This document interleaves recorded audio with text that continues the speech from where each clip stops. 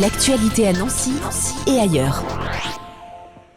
Le Salon de l'environnement et de la transition énergétique, première édition, va se dérouler le samedi 18 mars, salle de l'Arsenal à Toul.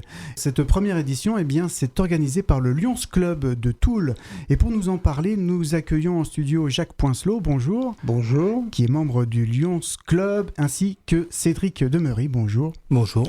Responsable des actions environnementales du Lions Club, donc de Toul.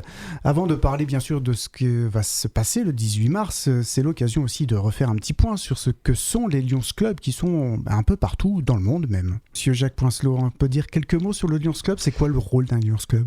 Tout d'abord, le Lions Club, c'est né donc aux États-Unis en 1907, par une compagnie d'assurance qui disait qu'on ne fait pas grand-chose dans la vie si on ne le fait pas pour quelqu'un, Il faut savoir aussi que c'est la plus grande ONG au monde. Alors, je crois qu'on est plus de 3 millions Lions dans le monde. C'est énorme. C'est énorme. Et Toul, plus localement, donc nous sommes 25 Lions actifs. Nos actions sont alors de deux types, soit des actions qui sont un petit peu dirigées par le district ou les actions internationales.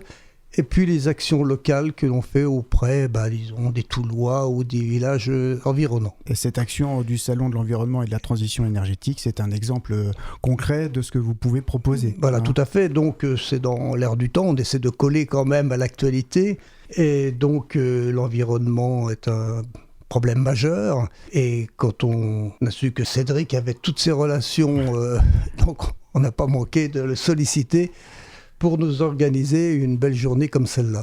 Cédric Demery, pourquoi justement, comment c'est venu cette idée d'organiser ce salon ? Alors, une des grandes thématiques du Lions Club international, c'est aussi l'environnement. Et donc, l'environnement, pour moi, ça passe par l'information. Alors, malheureusement, ou heureusement pour moi, en tout cas, je suis dans un milieu qui me permet d'être informé au quotidien sur ce qu'est la transition énergétique et l'énergie et l'environnement au quotidien, mais pour la plupart des gens, la seule source d'information, ce sont les médias. Mmh. Et donc là, l'idée nous est venue de créer quelque chose qui permettrait aux Toulois de s'informer directement auprès des industriels ou des gens qui proposent des solutions pour l'environnement et la transition énergétique. Et donc, on a une série de scientifiques et de conférenciers industriels aussi qui vont nous proposer des solutions du quotidien. Voilà, donc le 18 mars, ça s'adresse vraiment à tout le monde, aussi bien aux particuliers, mais même aussi aux professionnels alors. Ouais, aux particuliers et aux professionnels, mais c'est plutôt axé pour les particuliers. L'idée, c'est de vulgariser au maximum l'information, de telle façon à ce que monsieur tout le monde puisse comprendre qu'est-ce que c'est qu'un méthane dans la transition énergétique, qu'est-ce que c'est que l'hydrogène, tout le monde nous parle de l'hydrogène, mais qu'est-ce que c'est, où est-ce qu'on va le chercher, d'où il vient, qu'est-ce qu'on a en Lorraine, parce qu'on a plein de choses. Et donc là, ça sera le bon moment d'en savoir plus. Il va y avoir des micro-ateliers, il va y avoir des conférences sur des thématiques bien précises, sur des questions bien précises, avec des personnes bien sérieuses aussi, qui connaissent et qui maîtrisent leur sujet. Tout à fait. Alors ça, c'est divisé en deux grands événements, entre guillemets. Il y a des stands qui sont animés par les représentants des stands. Donc pour ne pas les citer, il y a Envie, Toyota, Peugeot, des Richebourg, etc. Et donc ça, ce sont des stands sur lesquels les particuliers vont pouvoir s'informer auprès directement des professionnels.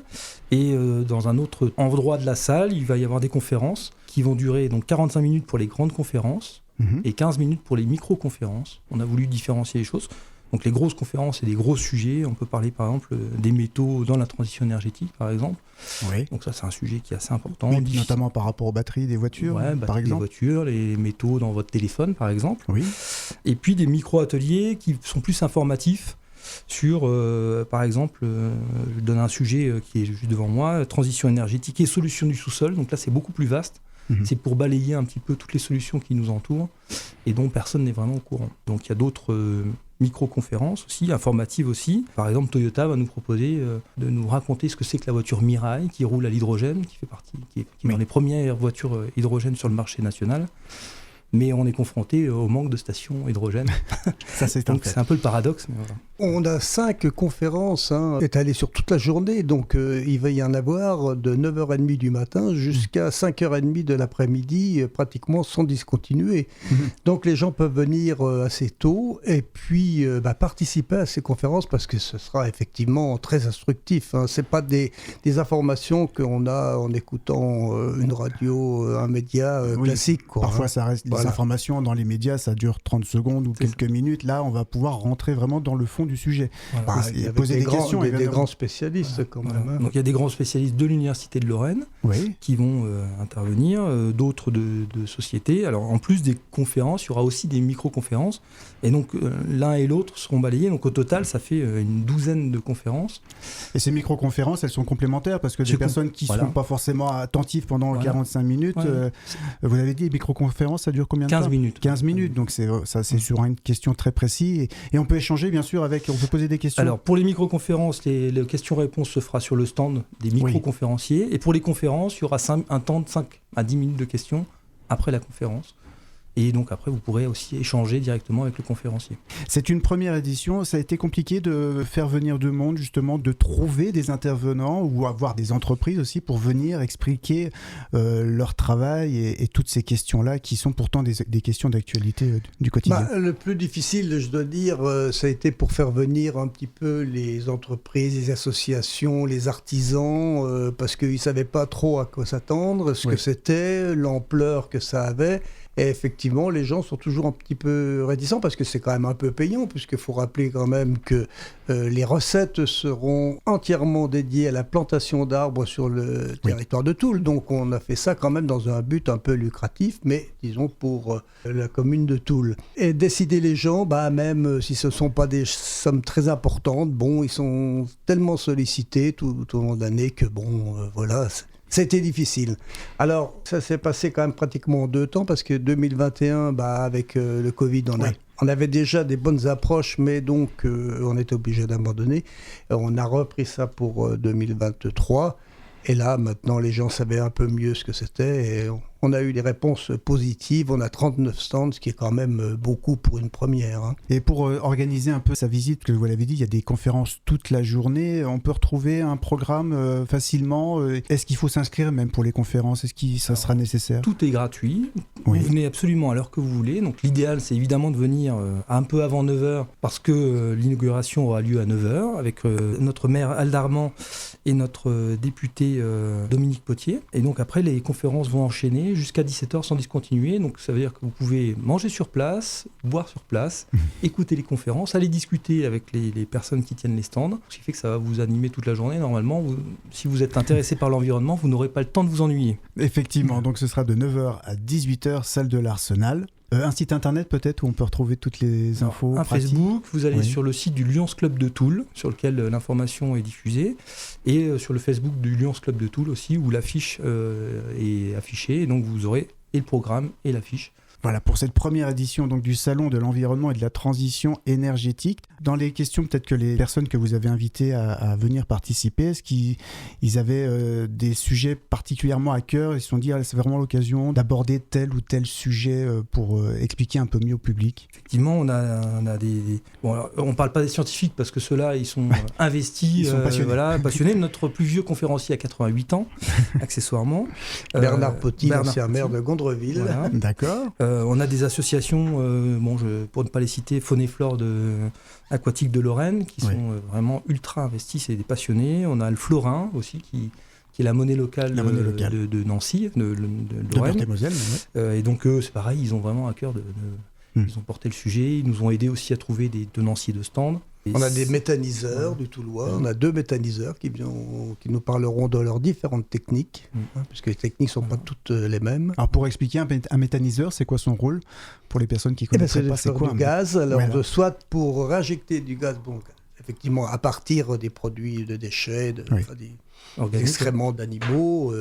Alors, soit pour injecter du gaz dans le réseau, soit pour fabriquer de l'électricité. Voilà, c'est les deux façons de travailler. Un groupe pour lequel on était aussi très heureux de pouvoir l'accueillir, c'est Total. Donc Total Grand Est nous suit dans l'événement, ils viennent faire une conférence. Uniquement, ils n'auront pas de stand malheureusement, mais ils viennent nous expliquer donc leur politique nationale. Mais aussi, le directeur de la centrale gaz de Toul viendra nous expliquer le fonctionnement de la centrale gaz de Toul, pourquoi ça existe.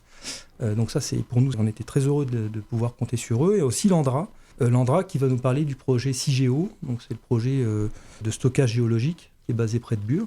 Oui. Donc on est très heureux aussi de pouvoir les recevoir parce que ça va leur permettre et nous permettre aussi de proposer de l'information au grand public. Ouais, et que le public puisse leur poser des questions Tout à fait. directement. En direct. Voilà, parfait. Face à face. Pour aller plus loin, est-ce que le Lions Club a déjà d'autres projets pour l'année ou pour les mois à venir? En ce qui nous concerne, on sait déjà que l'an prochain, on aura une deuxième édition. Ah, parce qu'on déjà. est vraiment très motivés.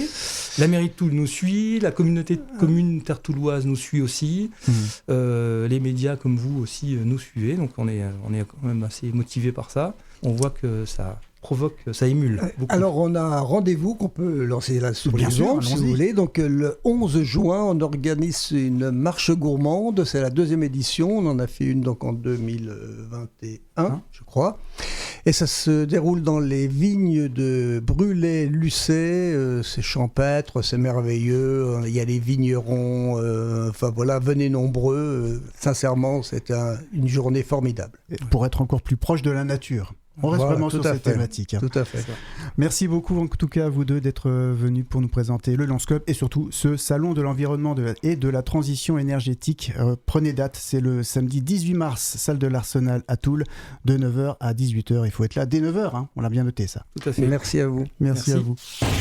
L'actualité à Nancy et ailleurs. C'est sur Fadjet. Pour y participer, contactez-nous au 03 83 35 22 62.